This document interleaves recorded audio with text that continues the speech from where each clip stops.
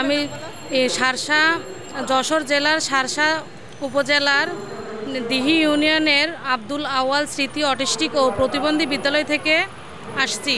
আমি সহকারী শিক্ষক। আমাদের দাবি একটাই, আমাদের স্কুলগুলো এমপিও এবং স্বীকৃতি চাই।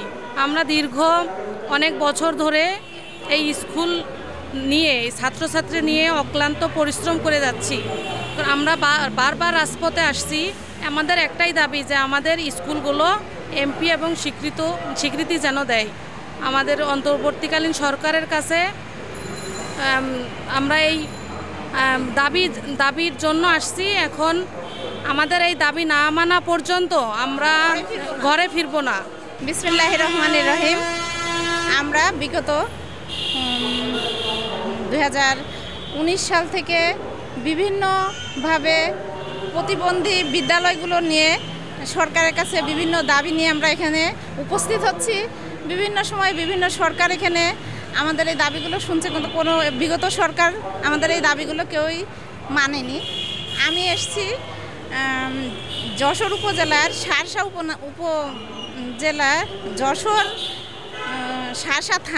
উপজেলার শার্শা থানার ডিহি ইউনিয়নের আব্দুল আওয়াল স্মৃতি অটিস্টিক ও প্রতিবন্ধী বিদ্যালয় থেকে। আমরা দীর্ঘদিন যাবত এই প্রতিষ্ঠানগুলো নিয়ে সরকারের কাছে দাবি জানিয়ে যাচ্ছি যে আমাদের এই প্রতিষ্ঠানগুলো যাতে এমপিওভুক্ত করে, স্বীকৃতি এবং এমপিওভুক্ত দেয়। কিন্তু কোনো বিগত সরকার আমাদের এই দাবিগুলো নিয়ে কোনো টনকই তাদের নড়েনি। আমরা বারবার রাজপথে যাচ্ছি, তারা আমাদের কথা দিচ্ছে কিন্তু কোনো কথাই এই পর্যন্ত রাখেনি। আমরা আবারও আজকে আমরা রাস্তায় এসে দাঁড়াইছি। কেন আমরা এভাবে এত অবহেলায় থাকবো বলেন? তার কারণ আমরা কিন্তু শিক্ষক। দেশের সমস্ত ছাত্রছাত্রীদের তাদের শিক্ষার অধিকার দেয়া হয়, তাহলে আমাদের এই প্রতিবন্ধী বাচ্চারাও তো এ দেশের নাগরিক। তারা কেন পাবে না তাদের শিক্ষার অধিকার? তারা কেন এ থেকে পিছিয়ে পড়বে? তারা যদি আমাদের দেশের নাগরিকের একটা অংশ হয়ে থাকে, তাহলে তারা কেন এই অধিকার থেকে পিছিয়ে থাকবে? এটা কি কোনো বৈষম্য বিরোধী নয় তাদের জন্য? আর তাদেরকে শিক্ষা দেওয়ার জন্যই তো আমরা এই প্রতিষ্ঠানগুলো তৈরি করেছি। আর আমাদেরকে যদি সরকার স্বীকৃতি না দেয়, এমপিও যদি না দেয়, তাহলে আমরা তাদেরকে কিভাবে এই শিক্ষা তাদের মাঝে ছড়িয়ে দেব? তাদেরকে এই শিক্ষার আলোর পথে এনে আমরা যদি দেশের অবহেলার পাত্র করে ভিক্ষাবৃত্তিতে ব্যবহার না করে তাদের শিক্ষার আলো তাদের সামনে দিয়ে তাদেরকে যদি আমরা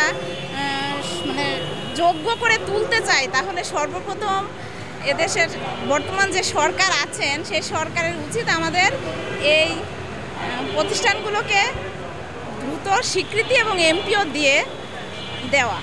আমাদের অধিকার আদায় করেই ফিরবো, এটাই হচ্ছে আমাদের শেষ কমিটমেন্ট।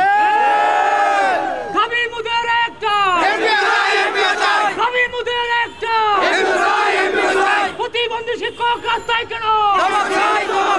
শিক্ষক কেন রাস্তা? শিক্ষক কেন রাস্তা?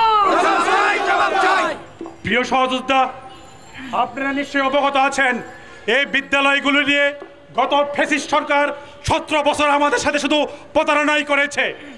বিভিন্ন টাল বাহানার নামে আমাদের নিঃস্ব করে আজকে রাজপথে দাঁড়িয়েছে। আমরা মাননীয় সরকার মহোদয়ের কাছে বিনীত অনুরোধ করছি, অনতি বিলম্বে আমাদের এই বিদ্যালয়গুলো স্বীকৃতি এবং এমপিও প্রদান করুন। আমরা আজকে 3য় দিন অতিবাহিত করছি। আমরা এই বিদ্যালয়গুলোর স্বীকৃতি এবং এমপিওর চূড়ান্ত ফয়সালা না পেলে আরো কঠিন থেকে কঠোর আন্দোলনে ধাবিত হব। আমরা শিক্ষক, আমরা সমাজের ভদ্র মানুষ, কিন্তু আমরা রক্ত দিতে শিখে গেছি, আমরা গ্রেফতার হতে শিখে গেছি, আমরা ঘাম জড়াচ্ছি।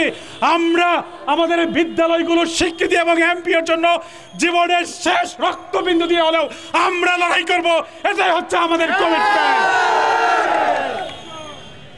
প্রিয় শিক্ষকবৃন্দ, আমরা আজকে মাননীয় সমাজ কল্যাণ উপদেষ্টা মহোদয়ের আহ্বানে, ওনার অনুরোধে আমরা জাস্ট 12টায় মিনিস্ট্রিতে যাচ্ছি। আমরা আবারও বলছি, একটি ওয়ার্ডও লুকানো হবে না, প্রতিটা ওয়ার্ড জাতির কাছে উপস্থাপন করা হবে। আপনারা সুশৃঙ্খলভাবে এখানে অবস্থান কর্মসূচি পালন করবেন। যদি আমাদের মনোপ্রত এবং আমাদের স্বার্থ সংশ্লিষ্ট কোনো সিদ্ধান্ত না আসে, এখন থেকেই নতুন করে কর্মসূচি দেওয়া হবে এবং আমাদের জীবনের শেষ লড়াই লড়াই লড়াই চাই, লড়াই করে বাঁচতে চাই, আমরা আসবে যেখানে, লড়াই হবে সেখানে,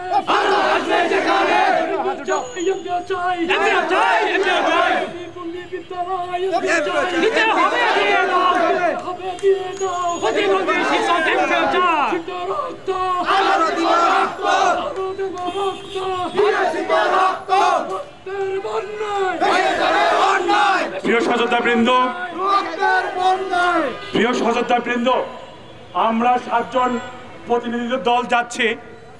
আমাদের শ্রদ্ধেয় সালাম ভাই প্রতিনিধি দল ডিক্লেয়ার করবেন।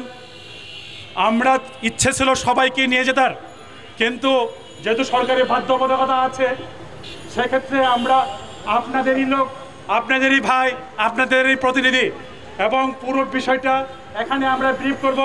আপনাদের মতামতের ভিত্তিতে আমরা নেক্সট সিদ্ধান্তে উপনীত হব। আমরা কোনো সিদ্ধান্ত দিয়ে আসবো না ইনশাআল্লাহ। আপনাদের স্বার্থে, আপনাদের সাথে নিয়েই আমরা একসাথে আগাতে চাই। প্লিজ দয়া করে, মাঠে অনেক কুচক্রী আছে, অনেক বিভ্রান্ত এবং ভুল বোঝানোর চেষ্টা করছে। আপনারা বিরত থাকবেন। আমাদের বিদ্যালয়গুলোর স্বার্থে আমাদের মধ্যে একতা ভাঙার চেষ্টা করছে, আপনারা সেদিকে পা দেবেন না। আপনারা সচেতন থাকুন। আমরা একসাথে কাঁধে কাঁধ মিলে আমরা আমাদের দাবিটা আদায় করতে চাই। সবাই ভালো থাকবেন। ধন্যবাদ সবাইকে। সালাম।